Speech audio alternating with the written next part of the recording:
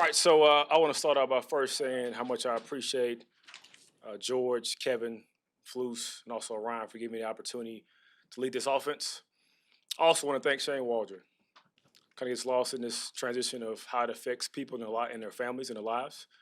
I met Shane back in 2020, first working with the Rams, and he was phenomenal to me and my family to help onboard us coming to the NFL. And so I just want to say thank you to him. But again, it was just eyes up, moving forward, excited about the opportunity. This will not be a one-man show. I'm excited to kind of work and collaborate with our entire staff and our players to fix the problems that we do have. Had a great conversation yesterday with Caleb about my thoughts moving forward, issues to fix, and just had a phenomenal walkthrough. Guys were upbeat, moving around, being really detailed. So excited about practice.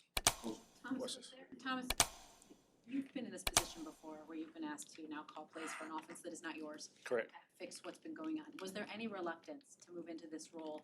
And if so, how did you move past that, I guess, to get this enthusiasm done? Yeah, reluctance, no. It's my job. It's what I'm asked to do. I'm excited about the opportunity. Again, unfortunate about the circumstances as far as Shane being fired. But the scenarios between Carolina and here, I don't correlate at all. I have done it before. And like I said, I'm kind of excited to be able to collaborate with our staff and our players to get it fixed and get going in the right direction. In order to fix any problem, you first got to identify where this thing went wrong. Yeah. From your vantage point, what do you think went wrong with this offense, be it from the spring through the summer to the point now where it's 4 and 5 and 3 pretty unproductive weeks offensively? Yeah, here's what I say about fixing the problem. So it starts every day we walk in the building. What I said to the team today and to our offensive staff and players is two things you control when you walk in the building. It's your effort and your attitude. So it starts there first, right? How we approach the meetings, being detailed, being locked in, and then transferring that to the actual practice field, being intentional about the walkthrough, but also making practice as hard as humanly possible so the game can somewhat become easier. So to me, that's going to be our focus, what we're locked in on. And so understand that practice preparation always leads to game day execution. So that's our focus. Thomas, what's your philosophy on the type of voice you want to be for Caleb during games? Well, first and foremost, I'm always be myself. So I'm a pretty direct person. That's what I kind of told him yesterday when we spoke for the first time. And I've obviously been around him. I've been in the room the entire time, but just in a different capacity. So, but I think on game day when it comes to how you deliver information, to be solution-oriented, to keep myself calm, also keep him calm as well, to kind of decompress it in every single drive we have, to kind of look forward to what's coming in the next drive. Thomas, what things did you point out to Caleb that he needs to address by himself, regardless of what's going on around him? Yeah, I appreciate the question. I'm not going to go into detail about what we talked about individually, but again, it was all a positive conversation. He was receptive to it. I talked about what he can fix and be better for our offense. Clearly, obviously, quarterback spot is the most difficult position, so we got to be better all around him. But also starts with how we coach him, being more detailed, being more demanding with just him, but also the entire staff as well. Are you going to be upstairs? I'll be upstairs. Eddie Reflus was talking about the need for creativity in the offense, and that was something that was lacking, and he likes the creativity. Can you start over? I just missed the first part of what you said. I'm sorry. Reflus was saying he needs more creativity in the offense, and that was something that was lacking, especially over the last 3 weeks. How do you bring creativity now to this offense? Well, I think at this point, when it comes to where we are in the season, you can't reinvent the wheel. I'm not going to try to do that at all. That'd be kind of set us in a spiral going backwards, in my opinion. But it's about being able to try to find the best ways to be effective with our playmakers, right? To be able to marry what we do from a formation and motion standpoint. Everything to me starts up front, starts with the run game, how we attack, knock it forward mentality, and we build off of that. Thomas, what do you think your quarterback does well and that you need to emphasize in your scheme offensively? I think it does a lot well. I think when it comes to just natural ability from throwing the football is, I think, clearly and obvious.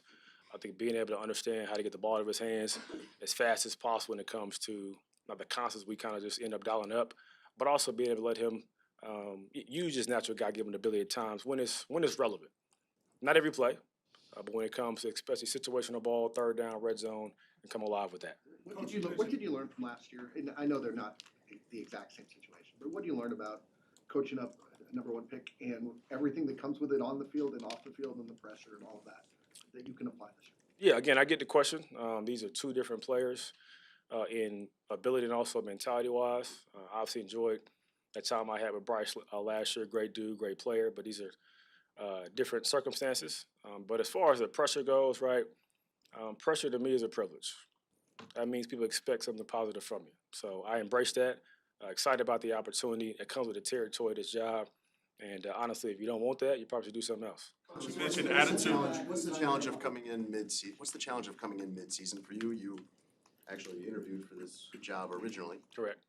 How much harder is it to step in mid-season rather than if they had hired you in the first place?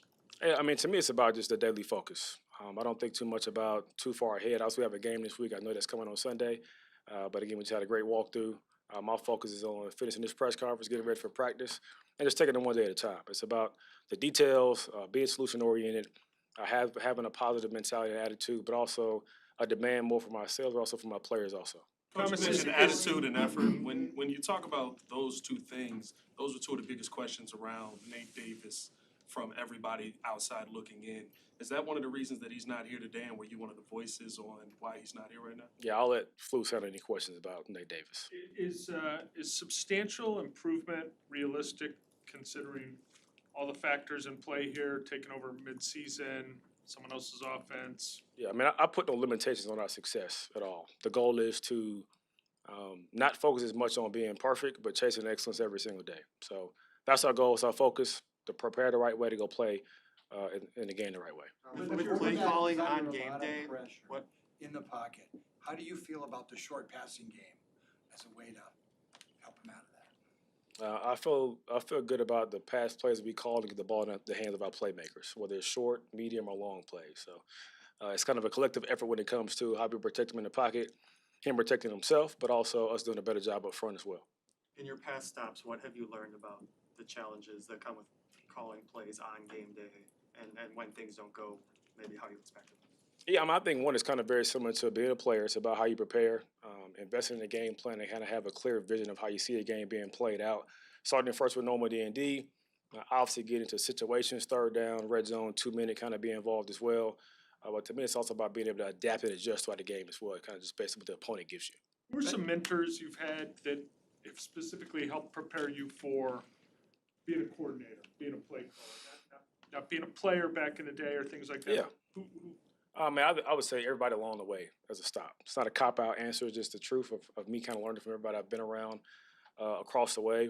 I mean, I had a chance to be around Andy Ludwig a couple years ago when I was at Wisconsin. It was a really good job as far as how you married the run and the pass. I've been with Coach Rick for a number of different years. He was a long-time play caller and head coach as well. Obviously, Sean is my biggest influence as far as overall background on how you design an offense and activate that and use your personnel well. So I'll lean heavily on him.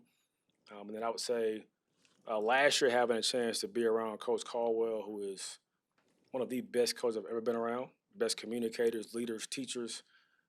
He's definitely somebody I lean on as well. Thomas, how do you approach a group of players who, naturally, many of us mentioned this, they're frustrated. You got guys who just are frustrated with the way things have gone. What's been your approach to some of those vets on offense? Just, I don't know if you've had one-on-ones with them or like what's kind of your message to them? Because obviously everybody wants things to be better.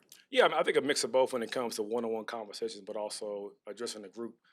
But to me, it's about clear, open, and honest communication. Like, I'm not going to dance around certain topics or even individuals when it comes to addressing certain needs, but also not alleviating pressure off ourselves as coaches to get stuff right. So, again, it's going to be a collaborative effort, all eyes and all focus on it going forward to get us better.